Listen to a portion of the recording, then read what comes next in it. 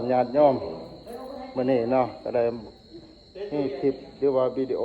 พิเศษเนาะส่วนออกต้นญาติโยมเนาะมาตักบาตรถวายผ้าป่าสามัคคีมื้ออื่นอยู่ที่วัดโพธิ์ไส้บ้านโคกขะดอขอเรียนเชิญเจริญพรเด้อญาติโยมผู้อยู่ไกลได้อยู่ไกลเนาะขอเรียนเชิญมื้ออื่นมาพบมาพอกันหลังจากตักบาตรหยาดน้ำแล้วทั้งวัดเฮาก็สิได้มีการแห่ผ้าป่าเนาะเป็นผ้าป่าสามัคคีก็ขอเชิญมื้ออื่นมาร่วมงานอยู่ที่วัดโพธิ์ไส้เนาะบ้านโคกขะดอไปติดตามเบิ่งกับตัวหน่อยได้เด้อไปตัวหน่อยแนะนำเบิ่งเนาะว่าบรรยายเบิ่งอีหยังตามไปเบิ่งอีหยังต้นพวกเงินพวกค่ำเนาะนี่ก็แม่น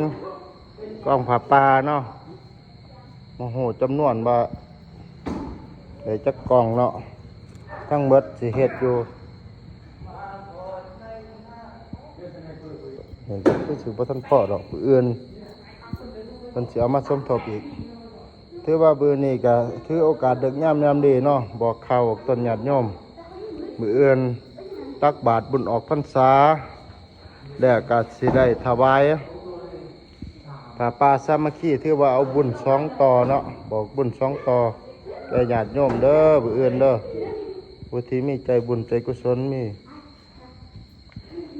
ยึดใจอยากสั่งอยากซาเนาะเก่าเนาะ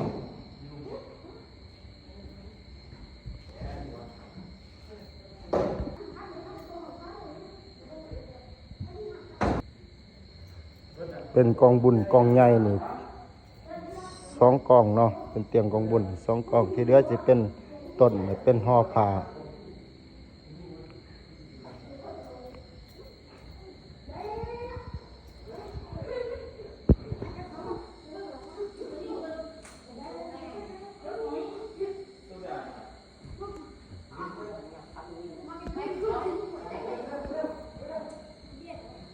จะเน็บเลยใบ5,000 กีบเป็นใบ5,000 กีบเนาะส่วนร้ายสิยึดใบ5,000 กีบก็มีเนาะญาติโยมเป็นใบ20,000 กีบก็มีกีบเขาเรียนเชิญเด้อญาติโยมมื้ออื่นมาพบมาขอกันช่วงเช้าเนาะตักบาตรถวายสังฆทานแล้วก็จะได้เข้าสู่พิธีแห่ผ้าป่าสามัคคีก่อนสิได้แยกย้ายกันเนาะสาธุ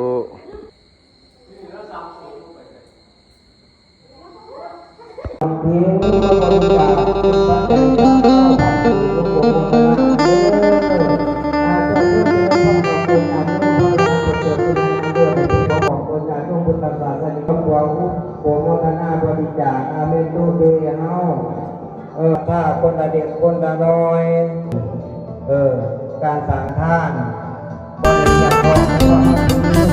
ปัจจัยลงตามมาให้มาอาสาที่เราใจของคนญาติโยมที่พอมีแม่ลูกดอกเอาคู่สิ่งคุณทำคุณภาษีหลักฐานใดไม่ได้ลูก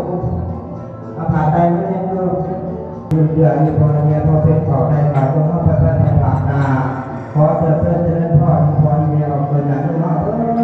กคนเป็นกระบะกันเนาะกันนะครับมีวันนี้นักแสดงสถิตราคาใดเข้าในเราก็ต้องใจ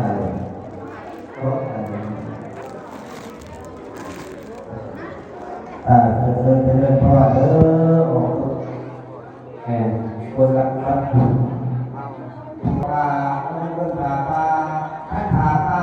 ไม่ได้เงินแล้วก็ที่บ้านเฮาอันนี้เป็นคนหลอกปลา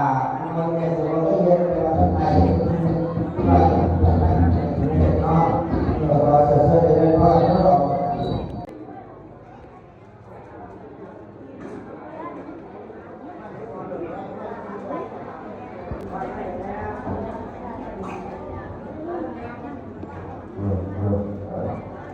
เป็นอย่างที่พอจะ เป็นลูกเมื่อสุดสุดเด้อผู้คนนั้นอยู่ในตอนดีจ้ะเนี่ยไม่ออกบุญเพียงบางไต่ข้างนอกคุณมันไต่นอกมาผู้ปวดมูทนา100,000 กับ100 บาทแต่หัดเดียซาผู้บ่ขอใจก็บ่ขอใจเนาะ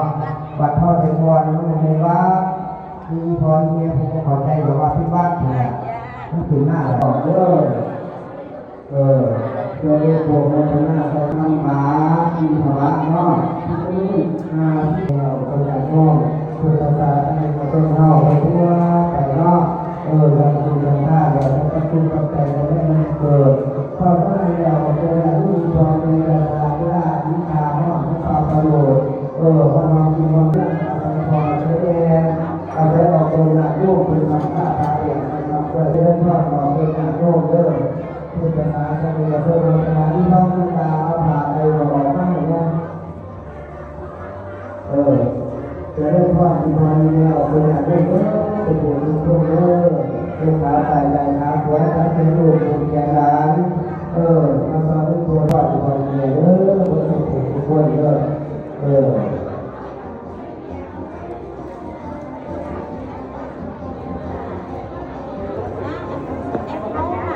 อาจจะได้เจอพ่อ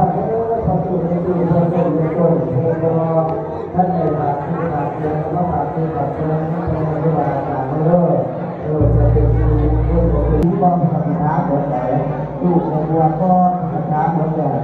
ถ้าอย่างในต้นต่อยว่านักประมาณทุกคนก็เชื่อผู้ตัวเนี่ยวิชาการธรรมะก็เชื่อหรือว่าถ้าบุญอย่างนี้ถึงรอเป็นทอดตั้งใจธรรมดาหมดแต่พอเป็นยังไงใส่เสื้ออยู่นะใส่ใจครับวัดอาบัติที่ถึงกระเบาหลังคือยังครับ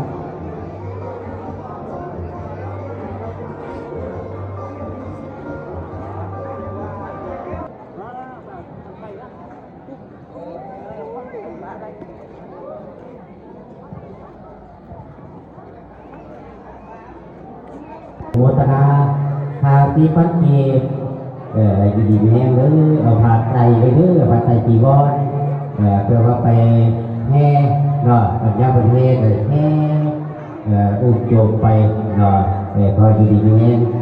เขากินเลยก็ไปกินมาแล้วเรื่อยพระนะครับเรายิ่งกว้างเรื่อย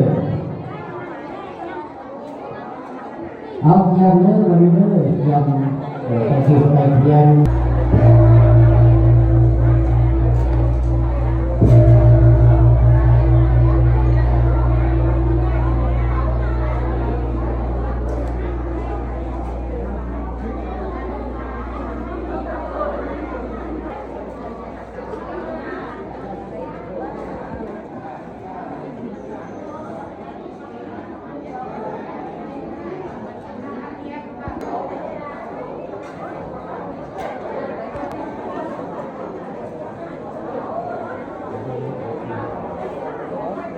โม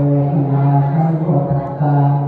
นะโมตัสสะภะคะวะโตอะระหะโตสัมมาสัมพุทธัสสะ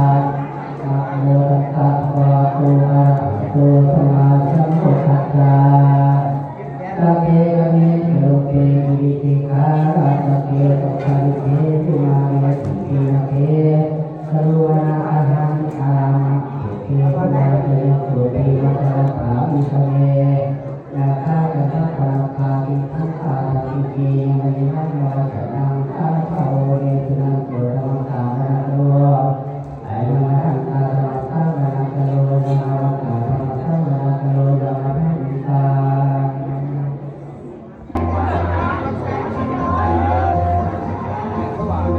กินข้าวห่วมป้ากินปลาห่วมตอนหลังจากตักบาตรหยาดน้ำแล้ว